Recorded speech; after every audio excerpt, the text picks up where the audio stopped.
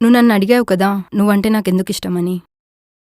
నువ్వెవరితో మాట్లాడినా కళ్ళలో కళ్ళు పెట్టి మాట్లాడతావు. అప్పుడు నీ కాన్ఫిడెన్స్ నాకు నచ్చింది. గ్యాస్ సిలిండర్లు ఇచ్చేటప్పుడు మా నాన్న 20 రూపీస్ ఇస్తే తీసుకో చూడు, అప్పుడు నీ మంచితనం నచ్చింది. 2 సిలిండర్లు 2 చేతులతో మోస్తుంటే అప్పుడు నీ బలం బాగా నచ్చింది. అందుకే నువ్వంటే నాకు ఇష్టం. I love you. I to love you.